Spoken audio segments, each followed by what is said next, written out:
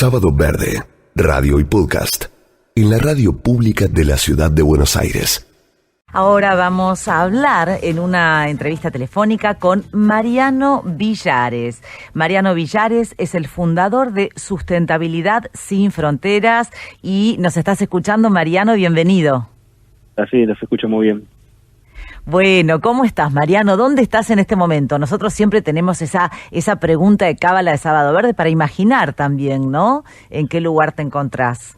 Y acá en mi casa, preparándonos un poco para la fiesta de fin de año, puntualmente la vamos a pasar con mis padres, así que organizando un poquito. Tengo una nena de 2 años, así que bastante movido todo. Con toda la expectativa entonces, Mariano. Bueno, sos el fundador de Sustentabilidad Sin Fronteras. Contame qué es exactamente para la gente que está conociendo esta entidad.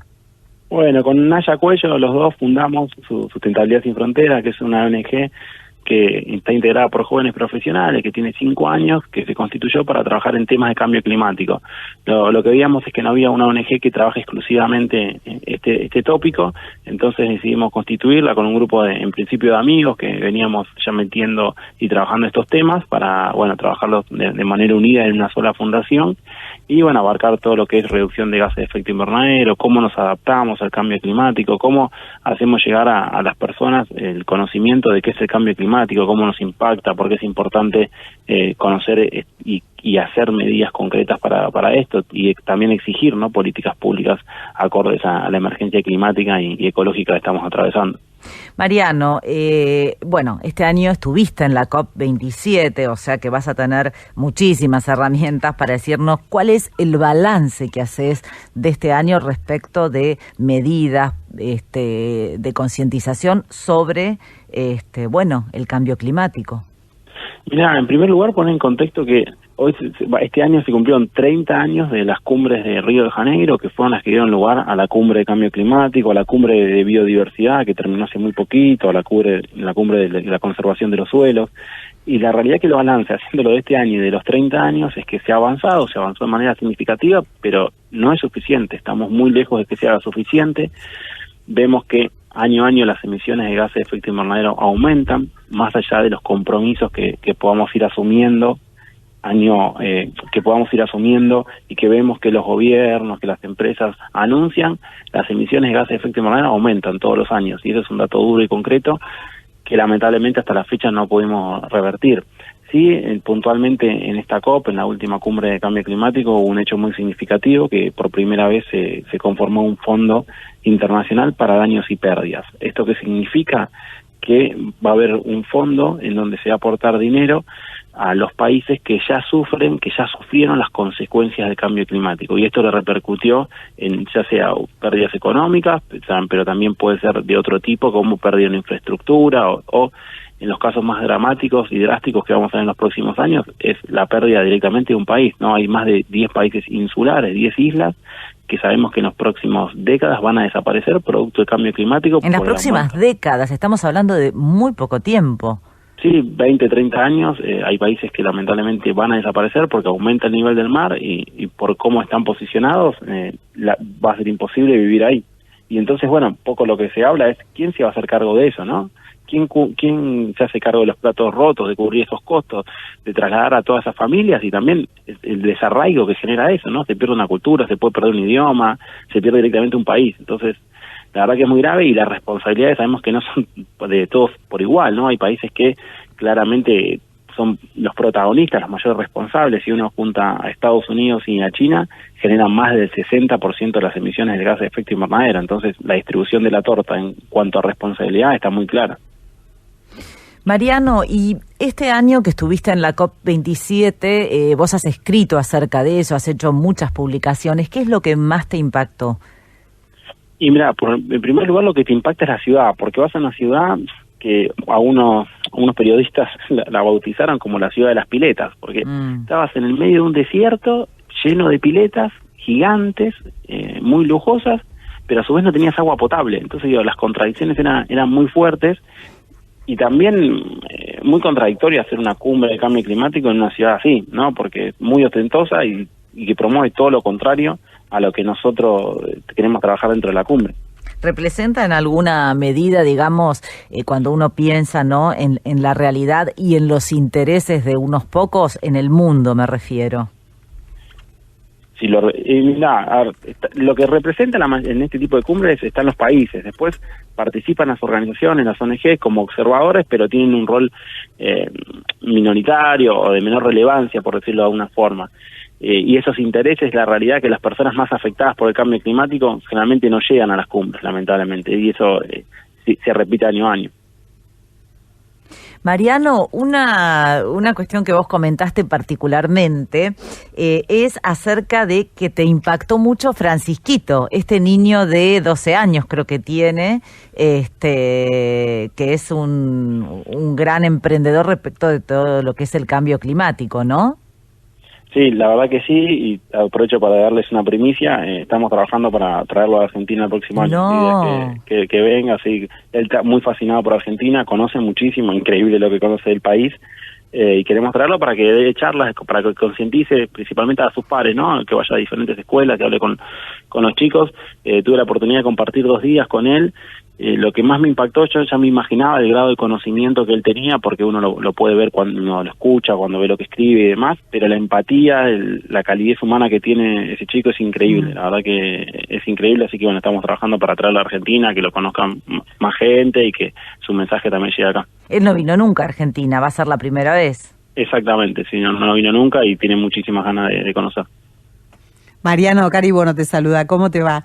Hola, un gusto. Un gusto. Bueno, Francisquito, ni hablar de lo enorme que es a su corta edad y de todo el mensaje, ¿no?, que trae para las nuevas generaciones y cómo sentís que digamos, las generaciones, digamos, los de 50 como yo, ¿cómo ves que están captando todo esta revolución de ustedes, de estas generaciones más chicas que traen todo este conocimiento? ¿Cómo ves que está impactando?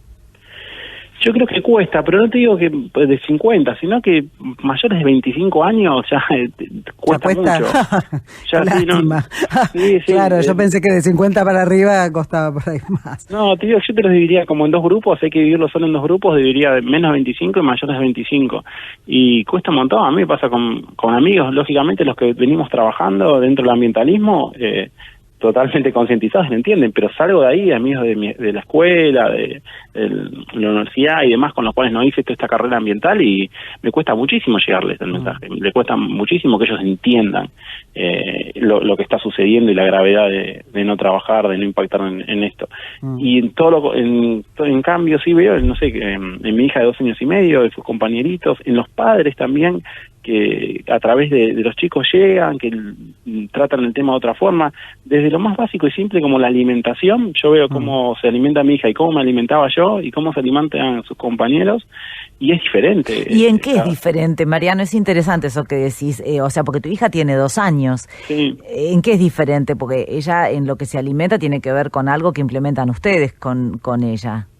Totalmente, pero también después lo empecé a ver con sus compañeros, entonces ahí me sentí un poco más tranquilo. O sea, nosotros sí, lógicamente, promovemos una alimentación mucho más sana, basada en frutas, evitar al máximo las galletitas, las golosinas, pero también vimos que cada vez son más los padres que están promoviendo este tipo de alimentación, que antes era impensado. Yo por lo menos cuando era chico ni se pensaba en estas cuestiones, y empieza como a desentonar más el que se alimentaba como me alimentábamos nosotros de chicos, digamos.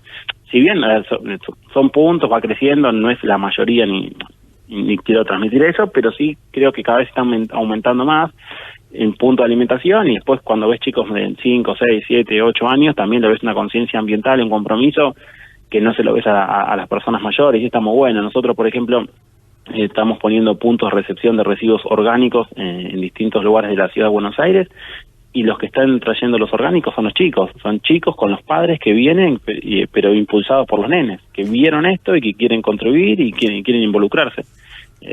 Por suerte eso nos alegra mucho.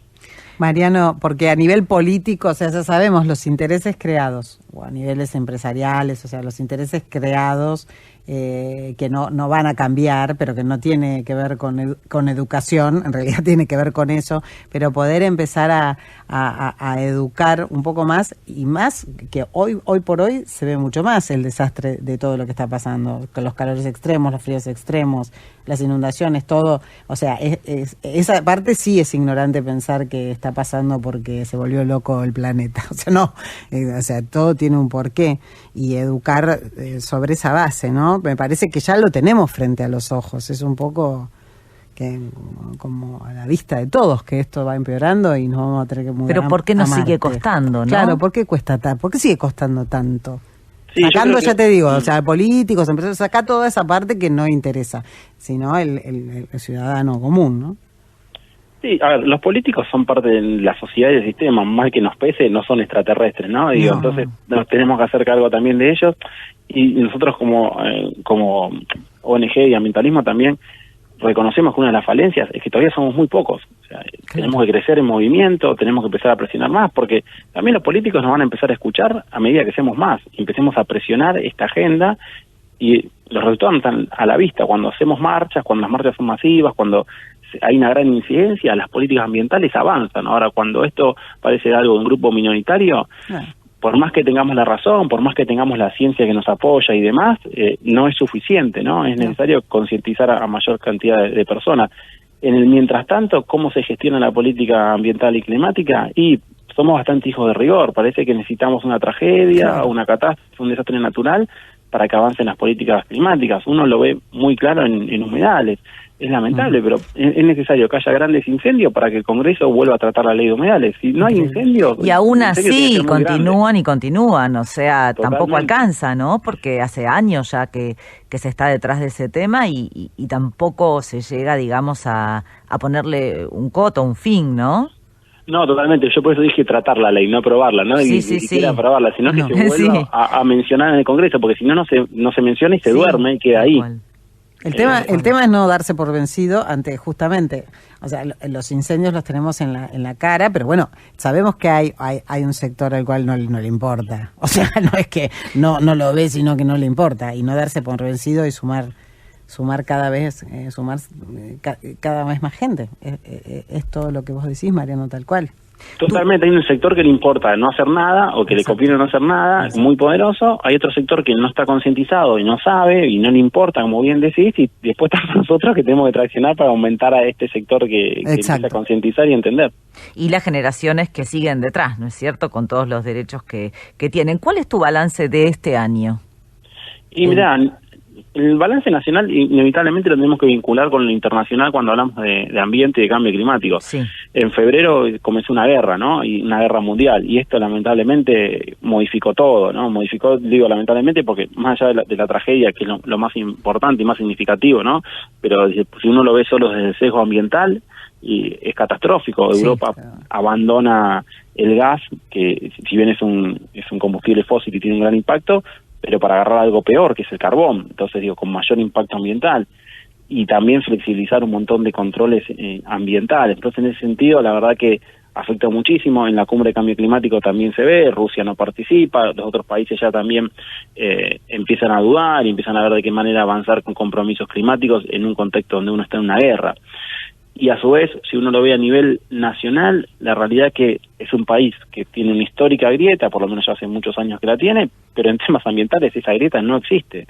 Si uno habla con los diferentes partidos políticos, por lo menos los protagonistas, todos están de acuerdo con Vaca Muerta, todos están de acuerdo con offshore. O sea, la política ambiental, salvo cuestiones discursivas, en los hechos son muy similares. Entonces eso es lo que tenemos que tratar nosotros de modificar y de cambiar, y aprovechar el próximo año, que es un año de elecciones a nivel nacional, para ver si podemos avanzar en compromisos ambientales y climáticos, y en campaña, pero que después se trasladen a su gobierno, entendiendo también que estamos en un contexto nacional e internacional muy complejo, con inflación, con inseguridad, pero bueno, eso no quita que nosotros tenemos que seguir presionando en la agenda. Así que eso es como para el 2023, y para este año vemos que hubo avances insuficientes, La realidad es que uno no puede decir que ha sido un buen año a nivel ambiental.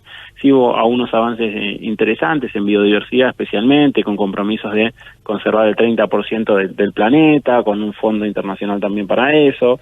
Pero bueno, todo lo que se hace lamentablemente termina siendo insuficiente, pero no por eso hay que frustrarse, sino que hay que seguir accionando y entendiendo que cada acción cuenta. Y, por ejemplo, si uno lo ve en cambio climático, siempre se trata de trabajar para evitar que la temperatura del planeta aumente 1,5 grados. Bueno, entender que si eso no sucede, si la temperatura aumenta más de 1,5, no va a ser lo mismo si aumenta 2 grados, 3 grados o 5. Entonces, trabajar en eso, ¿no? En cada acción, en cada compromiso, en cada política ambiental, para que la temperatura aumente lo menos posible y en la menor cantidad de años posible también, ¿no? Entonces, no frustrarse en ese sentido, seguir trabajando, seguir empujando, entendiendo que es una agenda compleja, pero que los resultados también se van a ver, no solo en nuestra generación, sino también en las generaciones futuras. Mariano, importantísimo esto que decís, ¿no? ¿Y cuál es tu deseo para el 2023? En línea con esto que hablás, ¿no? De no bajar los brazos, de seguir adelante, de no rendirse. ¿Qué deseas en términos de medio ambiente para el 2023, digamos, como una posibilidad real, ¿no? O dentro de tu fundación. Perfecto. Mira, dentro de lo real, espero que finalmente se sancione la ley de humedales en el 2023 y que en los debates presidenciales se hable de ambiente, ¿no? Que sea uno de los temas a charlar, que los candidatos a presidentes hablen y pongan en agenda temas ambientales, que eso la realidad que no estuvo pasando, nunca pasó en nuestro país. Y si se habla, que sea real, no que sea maquillaje. No, totalmente, sí, pero bueno, vamos de menor a mayor, totalmente. Claro, por lo menos que se empiece hablando, claro, total. Tal cual, y a sumar gente para hacer fuerza en todo esto. Mariano, te agradecemos muchísimo y bueno, y esperamos volver a poder encontrarnos con vos para seguir hablando y ojalá con novedades y buenas noticias sobre el medio ambiente. Muchas gracias, un placer. Gracias a vos. Hablábamos con Mariano Villares, fundador de Sustentabilidad Sin Fronteras. Sábado Verde, radio y podcast, en la radio pública de la Ciudad de Buenos Aires.